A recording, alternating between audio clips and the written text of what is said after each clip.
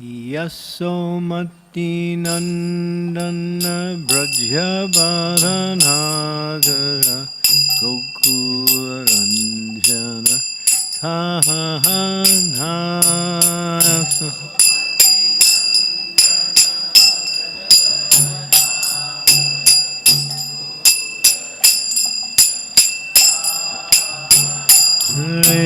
Yasomati Nandana Brajabaranagara Gokuranjana Kahana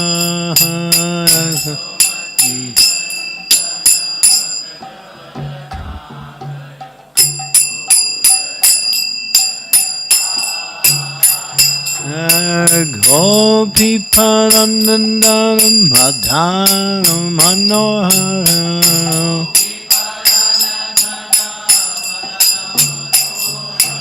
Kalyanamaya Vidhana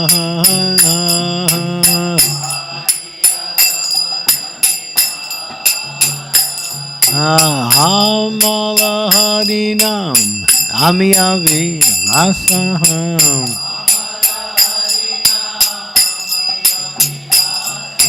Vipina Purandara Navinanagara Bara Vamsi Vadam Nasu Bhasai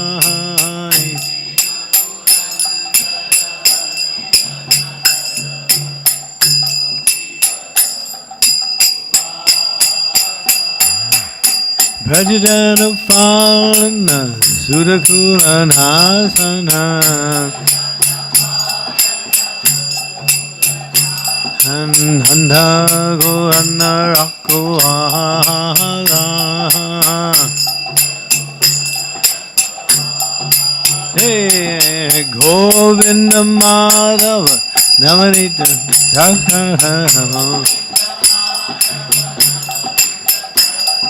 Sundharananda Gopala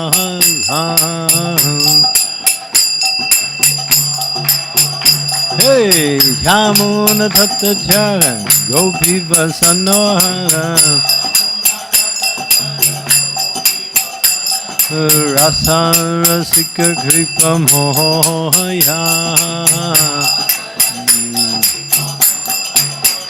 Hey, Sri Radha Vallabha, Vrindavan Nattavarahe.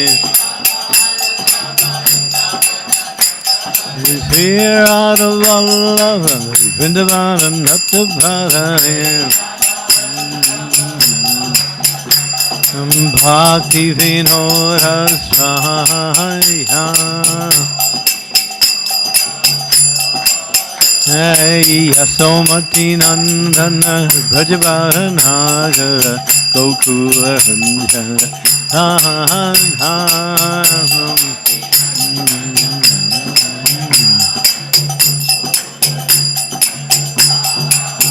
Hare Krishna, Krishna Krishna, Hare Hare, Hare Rama, Rama Rama, Hare Hare,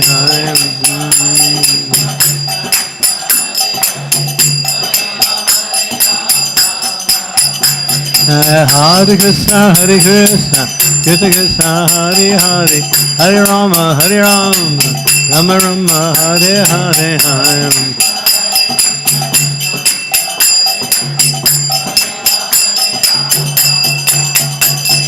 Hare Krishna, Krishna Hare Hare, Hare Rama, Ram Rama, Hare Hare.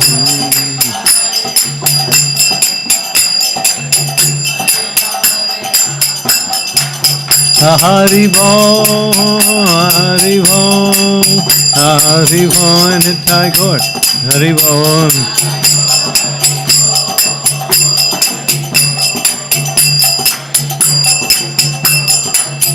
Jaya Jaya Prabhupada, Jaya Prabhupada.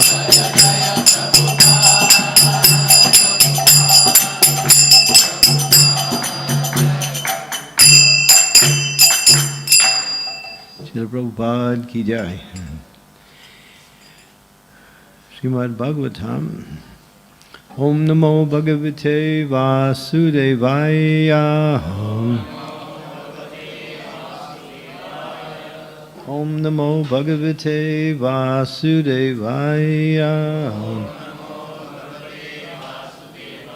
Om Namo Bhagavate Vasudevaya.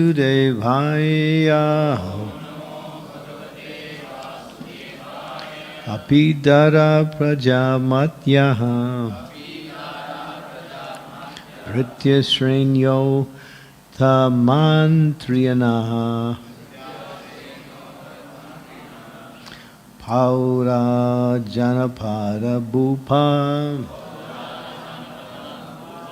Atmaja Vasavartinaha Apidara Prajatmatya Ritya Shrenyota Mantri Nanaha Paurajana Pada Bhupa Atmaja Vasavartinaha Apidara Prajatmatya Ritya Shrenyota Mantrinaha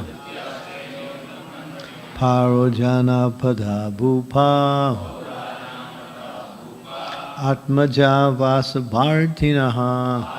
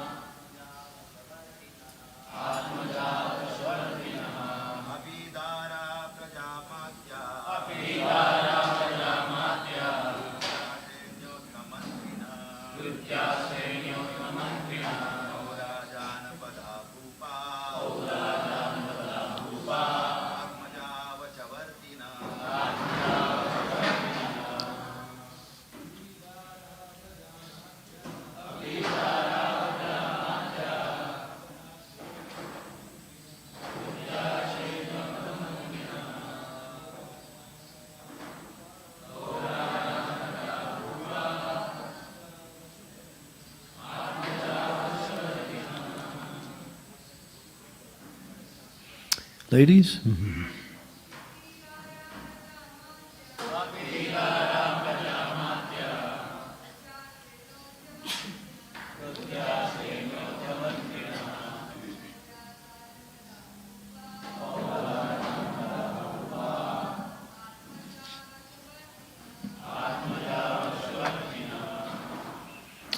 Anyone else?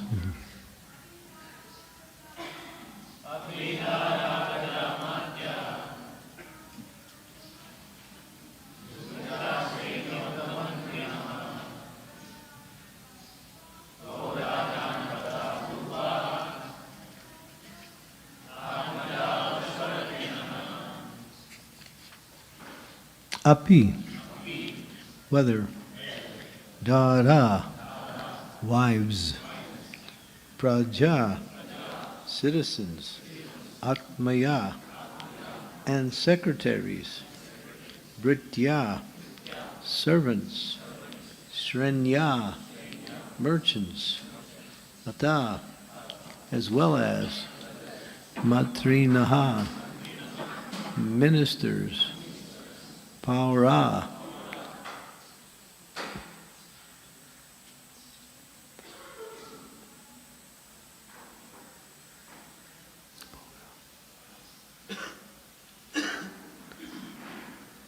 inmates of the palace, Janapada, the provincial governors, Bhupa, landowners, Atmaja, sons, Vastuvartinaha, under your full control.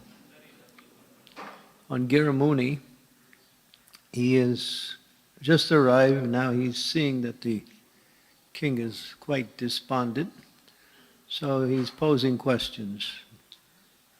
You see that also when Arjuna came to see Yudhisthira and Krishna had left the planet. Yudhisthira did the same thing, posed questions, what is the cause of your despondency? Although the answer is known, still the questions give a chance for the person to reveal ultimately. By rejecting the answers or the insinuations of the questions, they come to the conclusion ultimately. And that's done a lot in the Bhagavatam. You see that, and Maharaja Pariksha did that with the cow and the bull. When he came across the low-class meat beating their legs, he asked him, what is the cause of your despondency? So, this is being done as a principle to bring out the actual understanding by the person who is being asked. O king, are your wives, citizens, secretaries, and servants, and the merchants who sell spices and oil under your control? Are you also in full control of ministers, the inhabitants of your palace, your provincial governors, your sons and your other dependents? Srila Prabhupada's one-line purport. The master or king and his subordinates should be interdependent. Through cooperation, both of them can be happy. Read text number 20. If the king's mind is fully controlled, all his family members and government offers are subordinates to him. His provincial governors present taxes on time without resistance, and what to speak of lesser servants? Angira Rishi asked the king whether his mind was also under full control. This is most essential for happiness. Om Gyan Timirandasya Gina Jana Salakaya Chaksu Unmilitam Yena Tasmai Shri Gurave Namaha Shri Chaitanya Manobhistam Staptitam Yena Bhutale Swayam Rupa Kadammayam Dadati Swam Padantikam Nama Om Vishnu Padaya Krishna Prestaya Bhutale Srimakti Bhakti Vedanta Swami Iti Namine Namaste Saraswati Deve Gauravani Pacharine Nirvisesa Sunyavadi Paschatya De Sutarine Panchakalpa Tarubhischa Kripa Sindhu Pevacha Patitanam Bhavanebhyo Vaishnavebhyo Namaho Namaha Sri Krishna Chaitanya Prabhu Nityananda Sri Advaita Gadadhar Srivasadi Gaur Bhaktavinda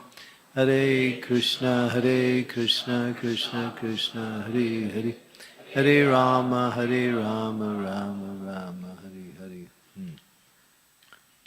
Now when Sri Prahlad Maharaj was hearing from his father that he's been siding with his father's enemy, who was Vishnu, as proclaimed by his father, Hiranyakashipu.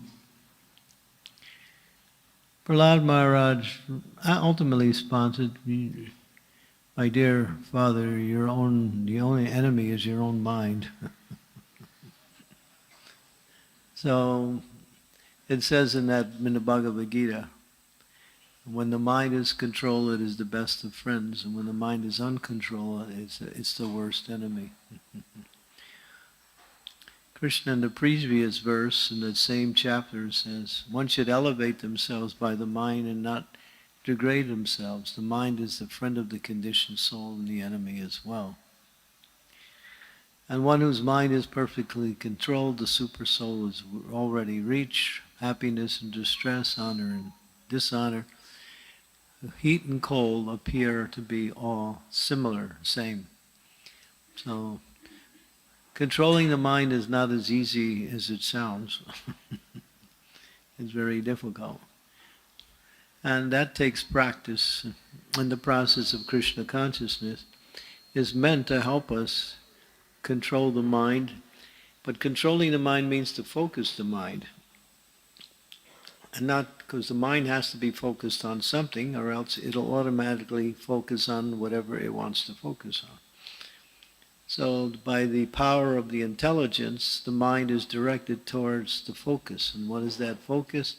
To focus on devotional service, or to focus on activities of the Supreme Personality of Godhead. So when the mind is not focused in that, it's in another state. So some people think, well, we see that materialists, they can also control their mind, and they focus on getting their material success, or the activities that they think will bring them material success. So they become so focused on doing that, it seems like their mind is controlled. But yasyasti bhakti bhagavati akinchana sarvai savara bhaktasiste suma harava bhakta kato mahaguna manoratena satidayato bahi. So that verse from the Srimad-Bhagavatam, 5th canto, 8th chapter, verse number 12, explains that even if one is adept in the material way at maintaining family members and even developing the process of mystic yoga, they must be guided by the external energy of the Lord, and therefore how can you say they have any good qualities? In other words, their minds are not controlled. So there's no question of controlling the mind through the material energy, because the material energy is jada, and it's also constantly moving. So sometimes people think if I can just move my mind along in the direction I want to move it, that's control. But the three modes of material nature are always vying for position.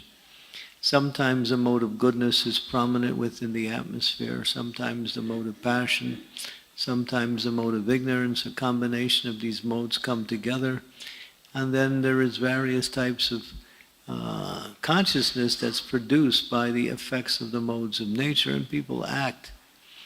You can watch, you can even see it sometimes. You'll see a particular mode is prominent, and you watch people, and you see how that mode is actually influencing people that way. You see, sometimes you travel and you see people generally seem to be a little bit more peaceful and happy. They go on with their duty. And at another time, everybody is just so frantic, can't even, stay still for a second. So it's the modes are actually developing. So therefore, from the material perspective, there is no sense of controlling the mind. The mind is always uncontrolled because the material energy is directing that mind. And therefore, the material energy is always moving in different directions. So there's no question. And this verse from the Bhagavatam gives the foundation. There's no good qualities for those who are executing material activities, because their minds are always uncontrolled. But Krishna emphasizes in the entire 6th chapter that the mind has to be controlled. And there's 3 ways. It says there's 3 ways to control the mind. One is to engage it in activities of devotional service, because devotional service is on the platform above the 3 modes of material nature. Therefore, it is fixed in the steadiness of spiritual existence. Spiritual existence is where things don't move. You move towards that and you become caught up in that, then your mind is controlled by that energy. So one way is to engage in devotional service. Another way to control the mind that's mentioned in the scriptures is to meditate and always think about the instructions given by the spiritual master, which is similar to the first, but this one is more personal and more direct, in the sense that if one is always thinking about how to execute devotional service, applying the intelligence coming from the spiritual master's vakya, his words, then the mind is fully controlled. And the third way, it's a little bit material, but it actually has an effect also, is work for the benefit of others. Generally, one's mind is always uncontrolled because one is always thinking about themselves. What am I getting? What am I doing? How am I doing? In other words, it's more, people are more focused on their own existence. But if you focus on the needs and the needs of others and try to satisfy those needs, generally, what is their needs ultimately, is to come out of the material energy and come into the spiritual energy. So working for the benefit of others is even another way to control the mind, because one is focused on helping others. But that's a little bit a combination of material and some spiritual principles together. So what is the mind anyway? How to capture that mind? It's always moving. Krishna says, no, Arjuna says, Chanchala hi mana Krishna pramati balavadridha tasyaham nigamam manye vayor idam saduskaram. Arjuna says, hey, Krishna, you're asking me to control the mind, but I think you're asking me to control the wind. It's not possible.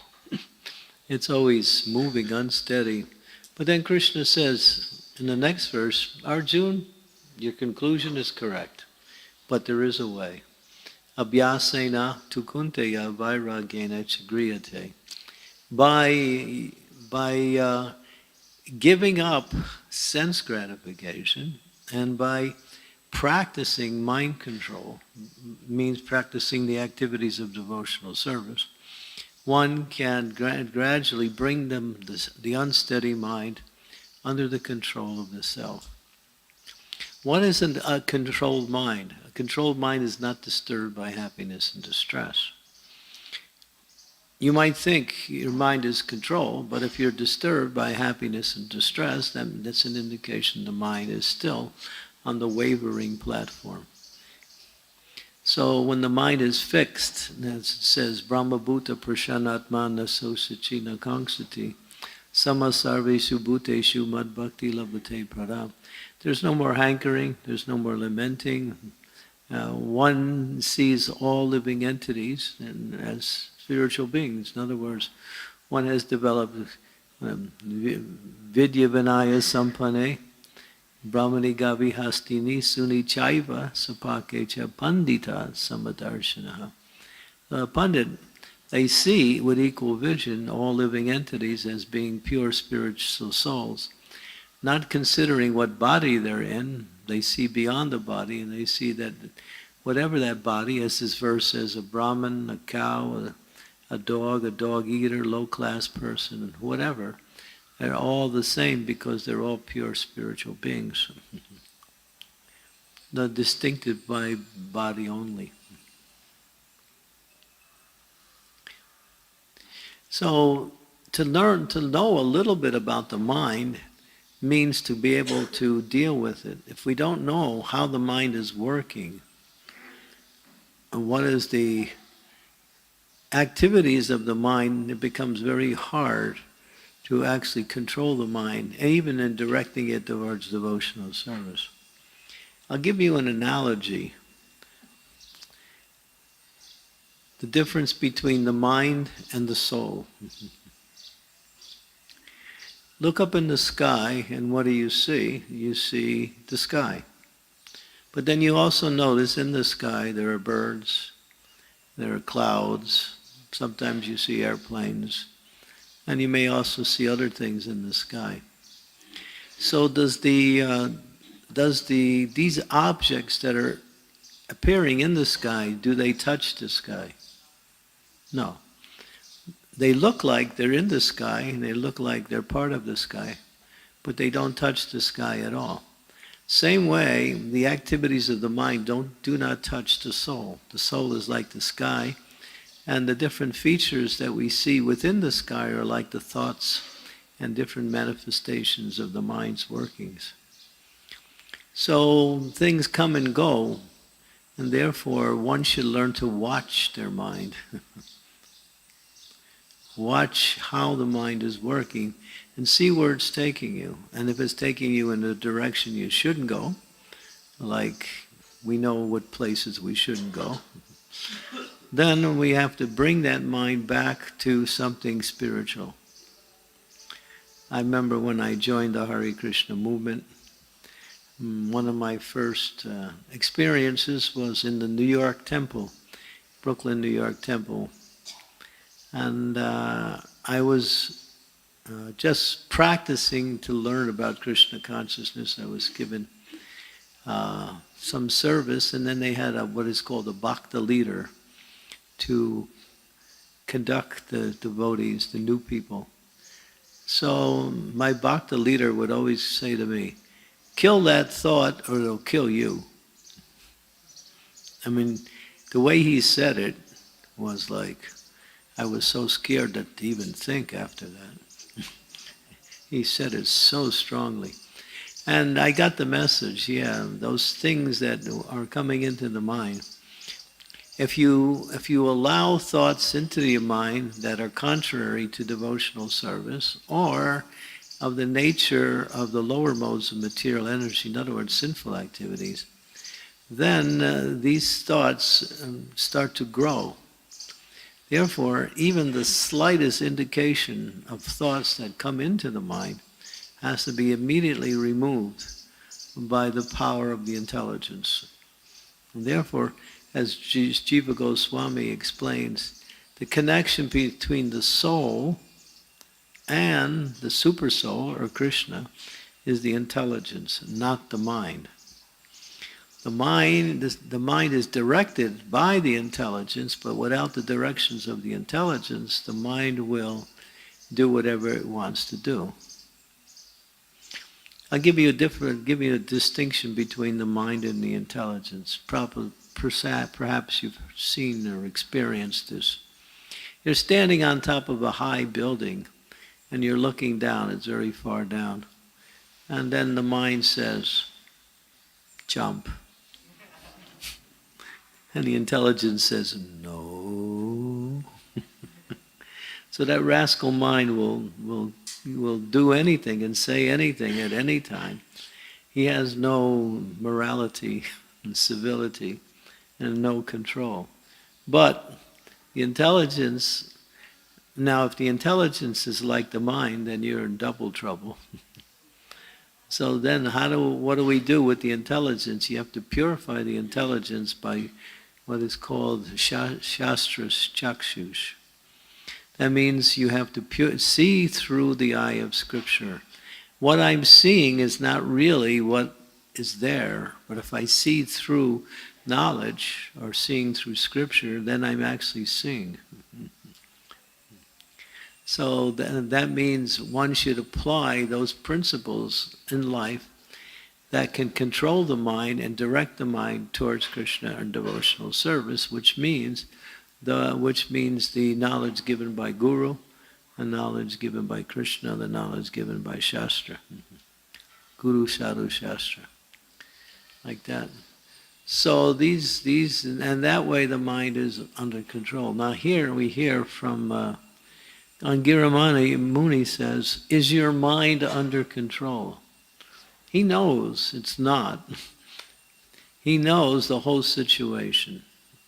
He's a self-realized sage, so he actually can know past, present, and future. So he knows the condition of Chitraketu's mind, and he knows why it's in that condition. But still, he's giving him a chance. But he hits on this very important point here, that control your mind, and don't let your mind control you. Just like sometimes something goes wrong in your life, right? And you made a mistake. You did something wrong. And then you worry about it, right? And you lament about it. And it's like shoulda, coulda, woulda. You know the shoulda, coulda, woulda? I shoulda did this, I coulda did this, I woulda did this, but I didn't do it. But we don't come to that point right away. We're still trying to think, maybe I can change the results by thinking about it in that way, but you can't. So the mind will cause us to lament about situations, and rejoice. Therefore, Krishna says in the Bhagavad Gita, one who's free from these elements of lamentation and rejoicing based on happiness and distress, and who's fixed in the process of devotional service, has already reached perfectional stage. So therefore, this mind is a rascal.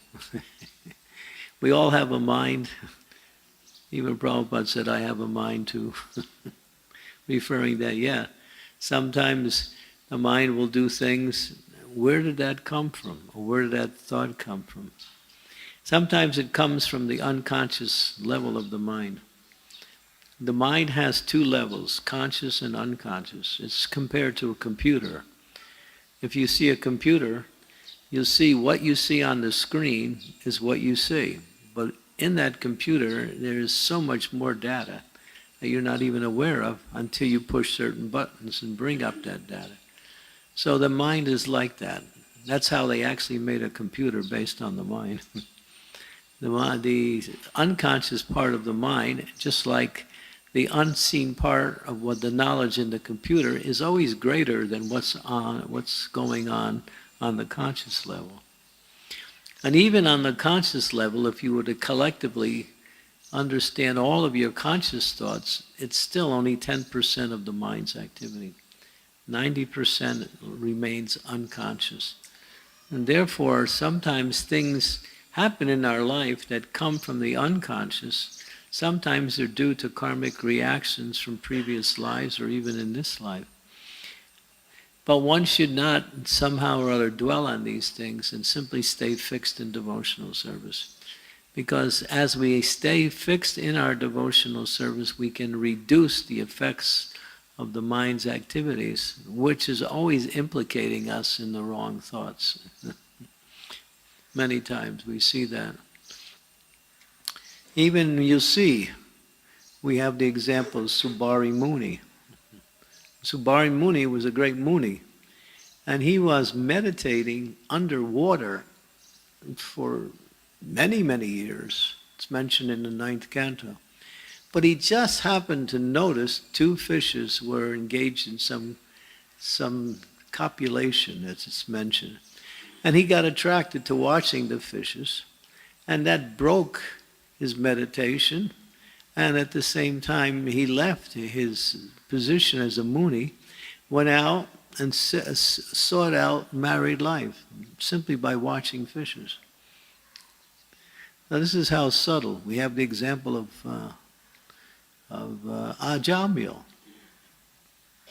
pure Brahmin boy, didn't know anything about anything from the modes of passion and ignorance. It was always situated in the mode of goodness. Was very dutiful to his parents, very, saintly in his worship. And somehow he sees Sudra and Sudrani together in a very compromising way in public. His mind becomes attracted. And all of a sudden his whole life changed. And these statements in the Bhagavatam are very instructive because it shows that we can also be victimized. Don't think you're ever safe in devotional service. This idea that I'm okay, I'm advanced, I'm making progress, I chant, I have so many success in my spiritual practice. This is all the tricks of Maya. That's why Prabhupada, he gave these lectures, you can hear them. And one of the lectures, it's from the 5th canto, 6th chapter, and it's verses 3, 4, 5, and 6. In there he says, never trust your mind. Always distrust. And then he says, where is that statement coming from? He says it's not in Shastra. But he says because it has been given by the acharyas, it is accepted. So yeah, don't trust your mind. Always watch your mind and make sure you direct that mind towards Krishna consciousness. Otherwise, we can be easily victimized by just a fraction of a section of a wrong thought could lead us to a wrong action, which could change our whole life. That's how material energy is so, what they call it, precarious. It can just, anything can happen at any time, and then pretty soon, because if we have a slight amount of material desire, then that desire comes up in some form in the material energy that could lead one away from devotional service, or even cause one to fall down, or do things that one becomes sorry for later on.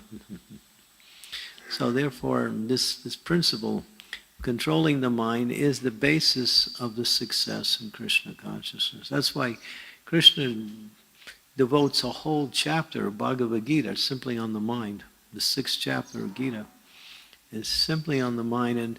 And that also, you go through the Bhagavatam, there are so many verses. Jad Bharat, in the verses in the 5th canto, 11th chapter, so many verses. And Prabhupada writes, this is interesting, because there's different techniques that you can apply in different circumstances to help you overcome the restless and uncontrolled mind. And one of them, Prabhupada, there's one verse, it's the last verse in one chapter, and talks about the mind. And it says, Prabhupada in the first statement, he says, there's one easy way to control the mind. And he gives a one-word answer. Neglect. Don't listen to the rascal. It's always taking you somewhere else. Unless he's taking you to Krishna, then you're okay. But the mind will always go wherever it wants to go. So learning how to neglect the mind, just like those of you who are parents, especially the ladies, sometimes you have a child running around the house and he's doing all kinds of crazy things. And he's disturbing the mother. She can't get her chores done. Sounds like, Damodar Leela. And so sometimes the mother will just not pay attention to the child because the child is really trying to get the attention of the mother. So the mother just doesn't pay attention and the kind of child stops after a while. So neglect is also one of the features of controlling the mind. Srila Bhakti Siddhanta Saraswati says, when you wake up in the morning, you beat your mind with shoes. And when you before you go to sleep at night, you beat your mind with broomstick. Prabhupada said, I carry a pair of shoes with me for anybody who needs a little, correction here. I seen one devotee, he had a pair of shoes and he was hitting his hand. I was thinking, he's very shastric. So yeah, this mind can get us in trouble. And even the good things of the mind, which are ultimately sometimes presented to us by the material energy, it looks good and even seems pleasant and attractive, can also cause one to fall down into devotional service. Especially in this age of Kali, this is the age of distraction. And the Western society particularly has created so many ways by which you can become distracted. So many things, so many useless things. Just to distract people or to attract them to spend money to get all of these things. So this is the process. And learning mind control, it takes practice. It takes practice. That's why Krishna says practice. If you practice, you'll become successful. It's not so easy like that. And especially before taking rest, the mind should be somewhat in a peaceful state. Because if it's not, then you might travel throughout the universe during the dream state. Go through different places like that. So never go to sleep with an agitated or uncontrolled mind. Always bring that mind down. That's why Prabhupada used to give us the Krishna book, just be reading Krishna book before we would take rest, or taking some hot milk for those who can do it. In other words, that time is very important, that we should never, always keep the mind controlled before taking rest.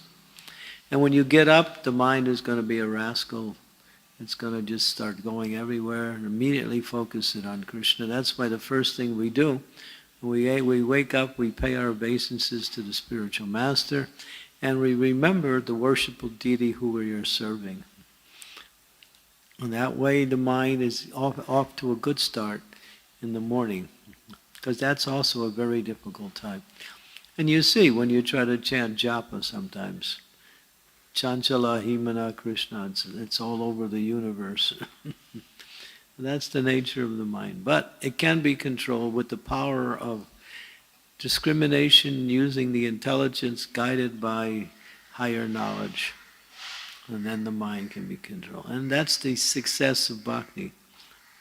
Success of bhakti is not how many temples you opened or how many mantras you chanted. The success of bhakti is to keep the mind fixed on the lotus feet of the Lord. What is that verse that talks about keeping the mind fixed on the lotus feet of... It's spoken by Ambarish Maharaj. Putara Binda Vaikuntha yeah. So he says, keeping the mind fixed on the lotus feet of the Lord and using all of the senses in different ways to serve the Lord. And then one is nicely connected with Krishna consciousness. And in that connection, one can start to actually experience the presence of Krishna when the mind is fully controlled. So here we see Angira Muni is testing, or through the process of questioning, is your mind under control? And Prabhupada said this is the most essential for happiness. Okay, so I'll stop there. Any questions, comments? Yes, all the way in the back by Srila Prabhupada. Do we have a microphone? Okay.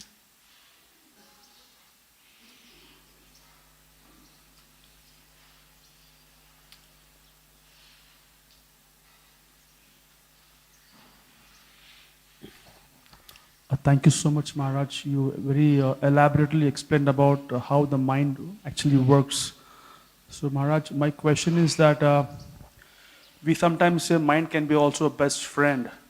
And so do we keep the mind in a strict position all the times? Because sometimes even due to subconscious mind, the thoughts come out. We have no intention. So how do we exactly work on this mind? Because mind is very tricky, It says, I'm with you, then it slaps me. So how do we exactly... Krishna says in the Bhagavad Gita, in the 6th chapter, whenever and wherever the mind roams due to its unsteady and flickering nature, bring it back under the control of the self. So Krishna gives the formula. When the mind wanders, bring it back. When it wanders again, bring it back. When it goes there, when these thoughts come, turn the channel, go to the spiritual thoughts, chant the Hare Krishna Maha Mantra. If you practice like that, then it becomes easier. But if you don't practice, then the mind becomes stronger in its turbulence. So the more you practice, the more you'll become successful eventually, where you can fully control the mind. And the Bhagavatam is full of pastimes of those who fail to control the mind. Another one is Bharat Maharaj, when he was in the forest. And he was on the platform of bhava, almost on the platform of love of God. But he became attracted to a little tiny deer. And because a devotee is soft-hearted by nature, he felt compassion towards the deer. But so much so that he just focused 100% of his time on the deer and used all of he forgot about his spiritual practice, neglected it. So these are great souls, who somehow or other were deviated by a situation. So therefore, when the mind brings up thoughts from the unconscious that are not conducive to our spiritual life or even to modern morality, then, as Krishna says, bring it under the control. In other words, think of me. That's why Krishna says, Manmana Bhava Mad Bhakto. Always, he doesn't say think of me, he says always think of me. Yeah, he doesn't make it easy. Always think of me. Well, practice. That's Krishna consciousness. But don't get discouraged when things you're not successful. Just learn from your situations and move forward and become successful. So. Yes, okay, question? Maharaj, you gave the statement of Bhaktisiddhanta Saraswati Thakur about beating the mind with the shoes and the broomstick. So can you explain that? What is the purpose? What does it mean? Because how it has to be implemented exactly? Well, it means that those 2 times of the day, he says, in the morning and in the evening, are the times when the mind becomes more chanchala, more flickering. So therefore, one has to take means by which to control the mind. So the best way to control the mind is to engage the mind in Krishna. And therefore we have the formula, chant the Hare Krishna Mahamantra. Practice chanting all the time. If you practice chanting all the time, then even when you're not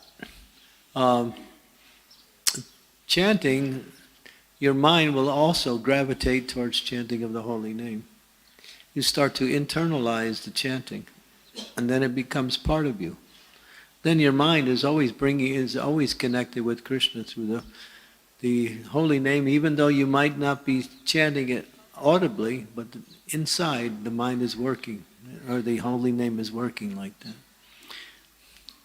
So what he's saying is that, these 2 times are very, you're more likely that the mind will become very uncontrolled. In the morning and in the evening, especially in the evening time, when the mode of passion is more prominent in the evening.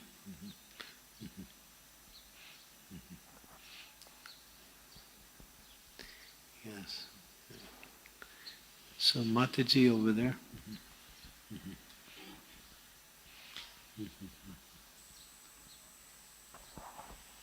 Hare Krishna Maharaj.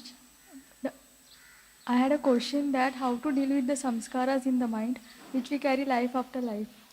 What about samskaras? How to deal with samskaras in the mind which we carry life after life.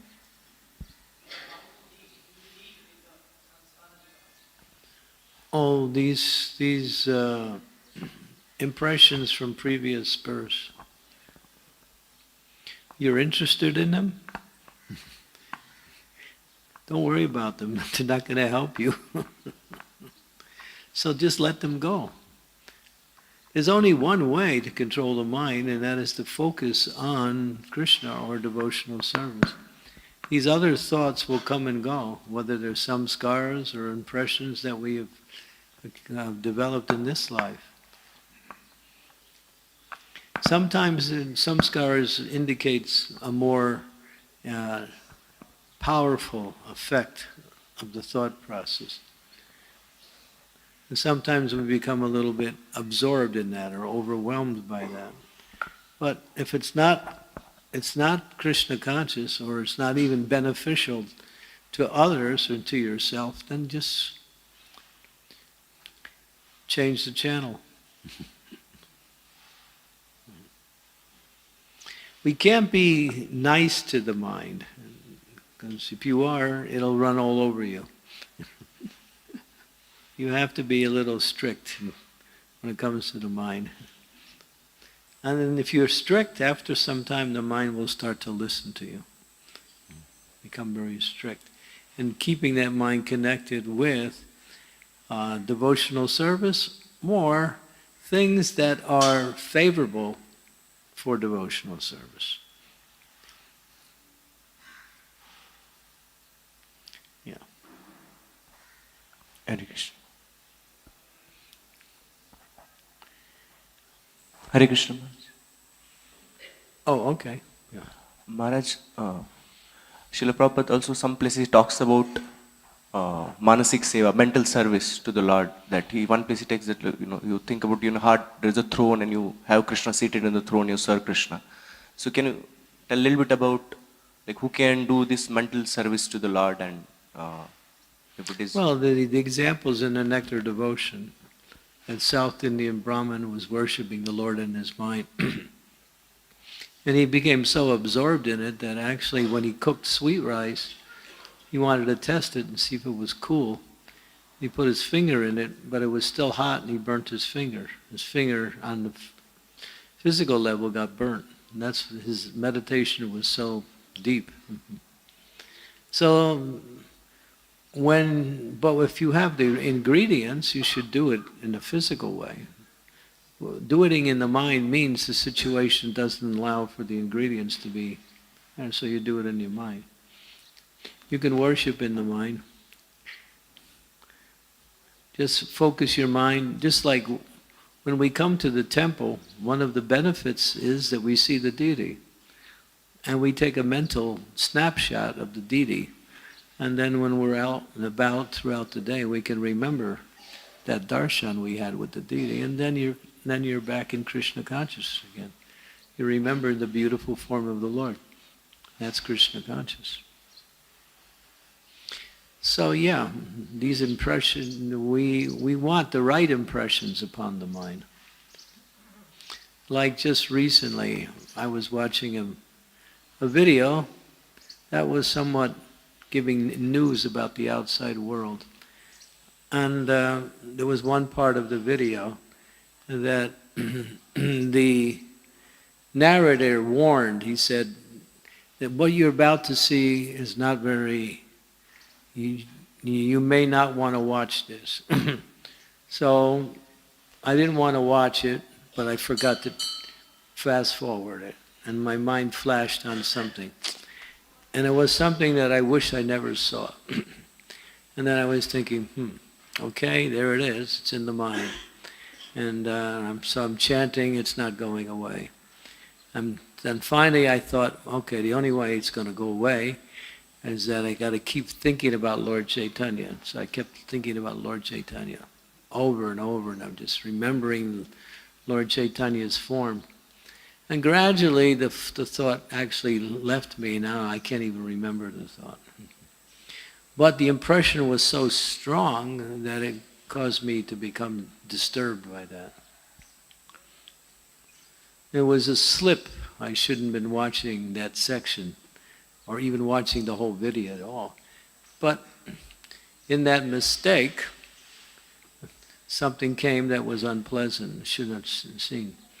There was one brahmachari, he came to me. He said, Maharaj, my mind is really in a bad state. I was out distributing books, and I was all by myself. And I was living in these different places, going from place to place, living in different houses, different hotel rooms, and traveling and doing books. So one day I was alone, I was on my computer, and I just hit the wrong button. And he saw something he shouldn't have saw. And it became such a disturbance in his mind that he couldn't, it was constantly bothering him. And then he came to me and he asked me, what to do. I tried to help. But here's another example. When you're alone, without the association of devotees, this is when it's most dangerous. This is when it's more. Then the mind can come up with something, or the external energy can attack, and you may not even be aware of it. So that's the time you should be more careful when you're alone. That time you should always be thinking of Krishna. Like that. When you're with devotees, then you're interacting with devotees, and that atmosphere is spiritual. That's nice. So it's unlikely these thoughts, these bad thoughts or negative thoughts will come when you're associating with devotees. But when you're alone and you're not in that association, that's the most critical time. Keep your mind connected to Krishna always.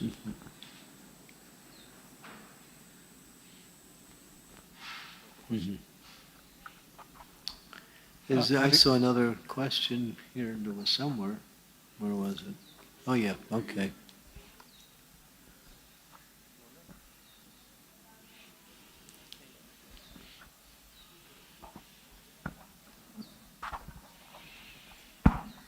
Hare Krishna Maharaj. I want to ask you a question which is not related to this subject. Can I ask? Okay. So my question is that so when someone's health is not good, whether he or she is a devotee or non-devotee, they may be relative. So we want to, but we have relationship with them. So if we want to help them, if we want to, we desire they may have good health. So is that how we can pray that they may get good health and we will get them in our life? I'll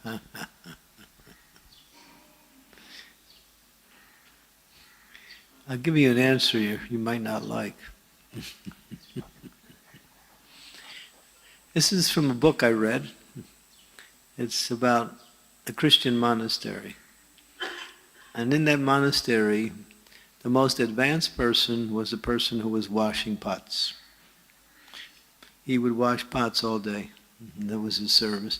But everyone understood he was the most knowledgeable and the most spiritual out of everyone.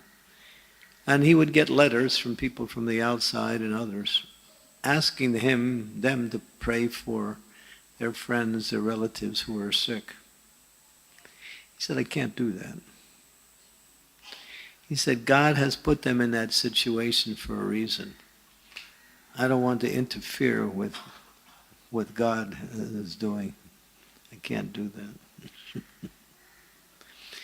So is he being hard-hearted?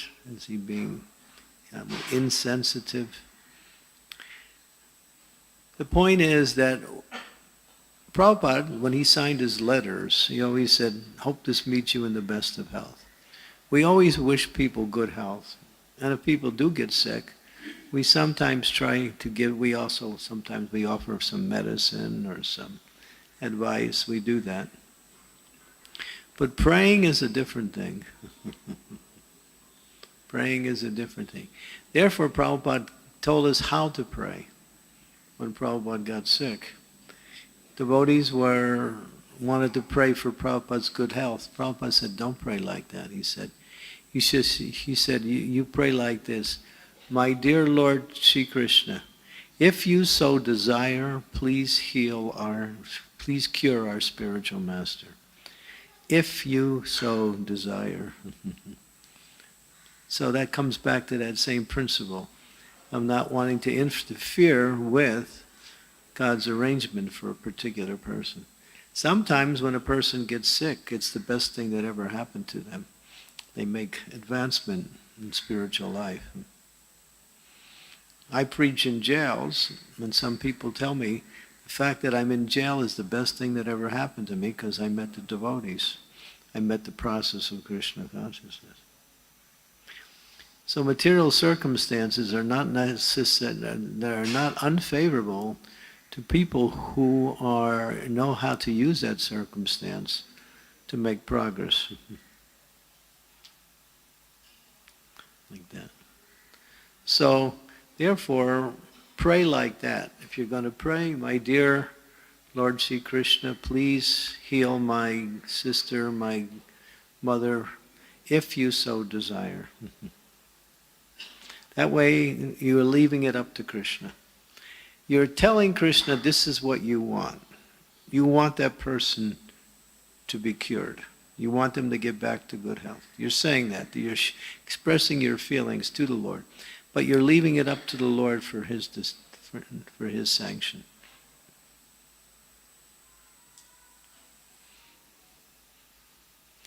So that's the perfect prayer.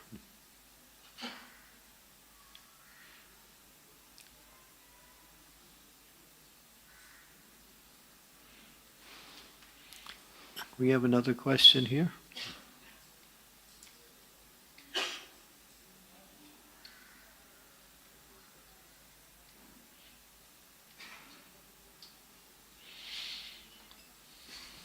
Hare Krishna Maharaj.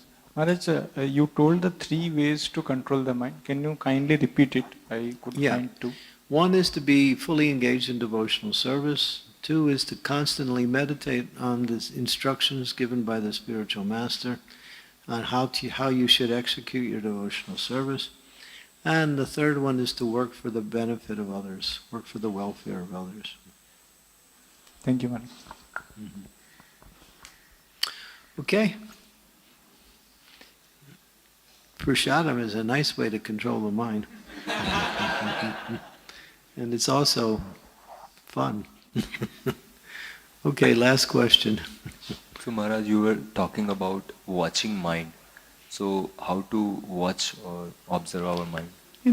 Just whatever thoughts come in the mind.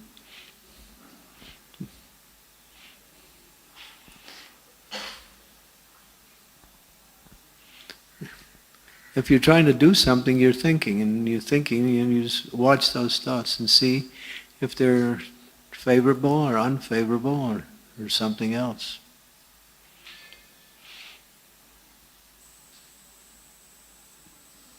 It says an intelligent person sees the result before the activity. That's a sign of intelligence. When you're about to do something, try to think about what will be the result of that activity, even before you begin the activity. That's one way of watching the mind.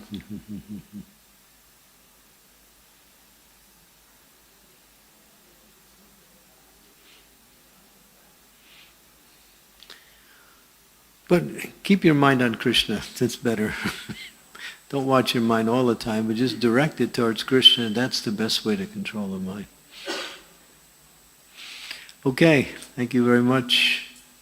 Srimad-Bhagavatam ki jai. Srila Prabhupada ki jai.